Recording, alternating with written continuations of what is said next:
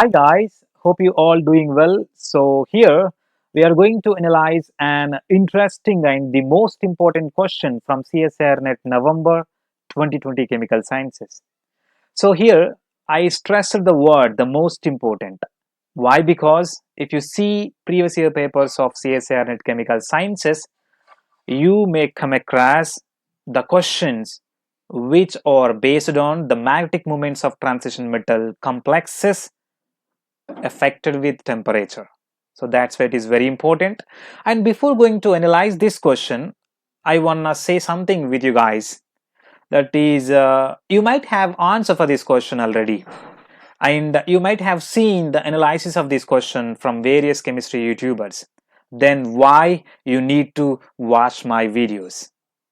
So the answer for this question is you will get the extra information with best analysis, which surely helps you for your further preparation to get the success in future chemistry examinations. So that's why I suggest you that watch my videos completely. And if you try to watch my videos completely, I can say you will fall in love with the way of analysis and the content what you get. So that's why. So just go on guys. Now just come to the point of question. The values of magnetic moment will be independent of temperature for. So here just look at the given complexes. We need to pick the correct one. And if you come to the point of iron complex, where we have AC ligand, that is acetyl acetonato. So first we need to know, is it monodentate or bidentate? And to know that, we need to look at its structure. Okay, so here just draw along with me. Don't feel it as a time being process, because the chemistry is a time being process, and one should have the patience while learning the chemistry. Okay, right. So this is the structure of acetyl acetonato, and which can coordinate with transition metal with its lone pair and also with its negative charge. So in this case, the acetyl acetonato act as bidentate ligand. Okay, right. Now just try to make a geometry or the structure of the given iron complex. I'm just starting with the oxygen. Okay, so that is the enolate type of oxygen. Okay, just look at it. And in the next case, which is just coordinating with the carbonyl oxygen to that iron. Okay, right. The next one here, just do with the same thing, and you will just draw easily. Okay, then the next one. So here is the thing. So this is the structure of iron complex, acetyl acetonato complex. Now we need to find the oxidation state of iron. Here we know that whenever a ligand coordinate with its lone pair of electrons, then the oxidation state of metal is 0. Whenever the ligand coordinate with a metal through its negative charge or positive charge, it will leave its opposite oxidation state on that metal. Okay, so this is the basic.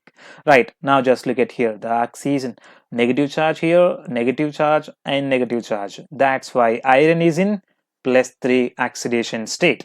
I now just come to the point here. Whenever iron is in +3 oxidation state, what are the valency electrons of that iron +3? Can you say? Simply 5 electrons in its valency d orbital. Right, in its high spin and low spin, in both the cases the iron complex is simply having unpaired electrons. How? So in high spin nature, it will have 5 unpaired electrons, and in its low spin nature, it will have only 1 electron. In both the cases, we can see unpaired electrons, and we know that whenever unpaired electrons are present in the compound, that compound or complex is simply paramagnetic. So the given iron complex is a paramagnetic complex, and that means the magnetic moment of this complex is independent of temperature. And my question is for you, is this complex is high spin complex or low spin complex? And just find its magnetic moment value, okay, by just using spin only magnetic moment value, right? Okay, then come to the point of next complex. If you look at that copper complex, is it mono? That means simply here what we say, it is a dimeric complex, okay, right? So we have two coppers in it. Now just try to draw its structure. So here the acetate ligand, which is also acting as a bidentate type of ligand, okay, you can see how it is going to make a bidentate nature with the two coppers, not on a single copper, okay, just remind that. Now, so the simple way of drawing that what we say, acetate ligand coordination, right?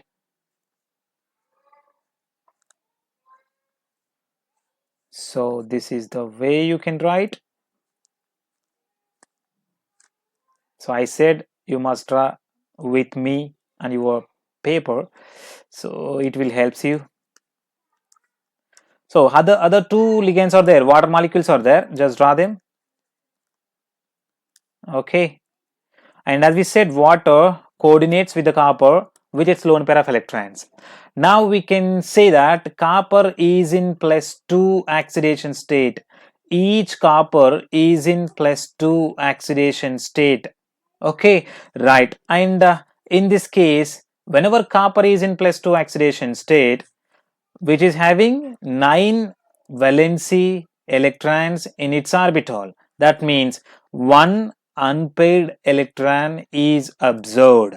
Okay, one unpaired electron is observed. That means each copper center is having one unpaired electron. Just listen carefully, right? And this dimeric copper complex act as a anti-ferromagnetic complex.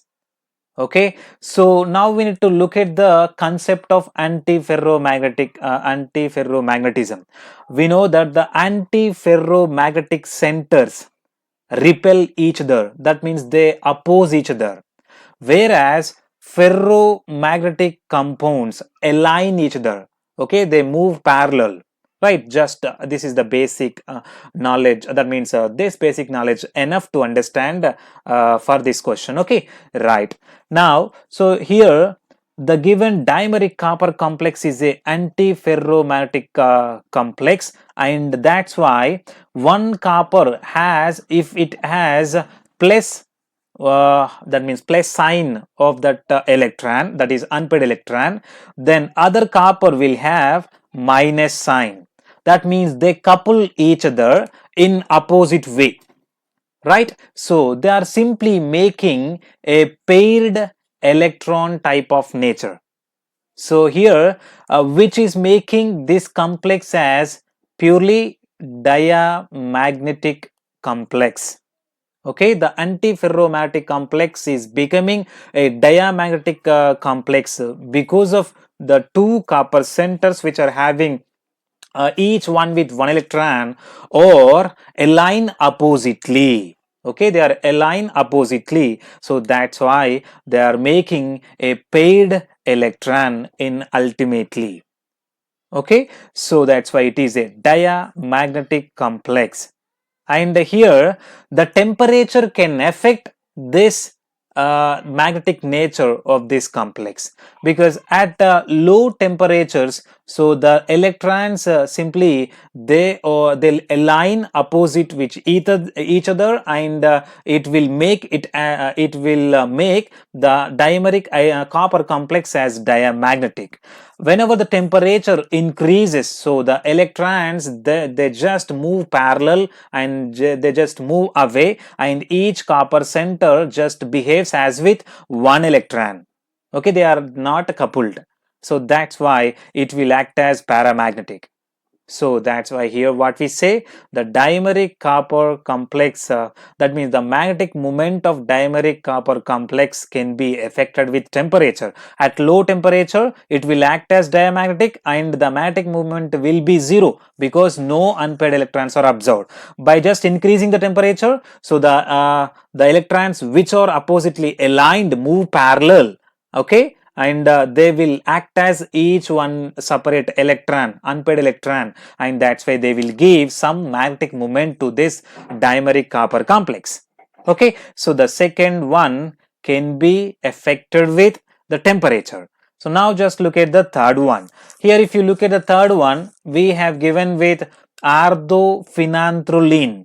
We know that already. If you see the previous year papers, we have the many questions on ardophenanthrolene effect on the high spin and low spin nature of the transition metal complexes based on the temperature. So if you see the previous year papers, you can simply you can say that the complex, that is the iron complex with phenanthrolene, can affected with temperature, because phenanthrolene ligand at a high temperature act as just induces high spin nature to this iron complex, and at low temperature the phenanthroligand induces low spin nature to this iron complex. That's why its magnetic moment will be affected with the temperature. Okay, so the third one. Now just look at the fourth one.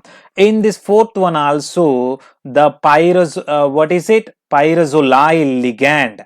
Okay, so this ligand can be affected, can also affected with temperature, and at low temperature can act as can induce low spin nature to the complex, and higher temperature it induces what we say, high spin nature to the complex. Okay, so that's why the second, third and fourth complexes, that is the magnetic moment of these complexes, can be affected with the temperature, but the first complex is not going to affected with the temperature, and that's why option 1 is our answer. Okay, right, thank you very much. So if you like this video, click on like and share the video, and if you are interested, you can visit and join on our website kimmasters.online. Thank you very much.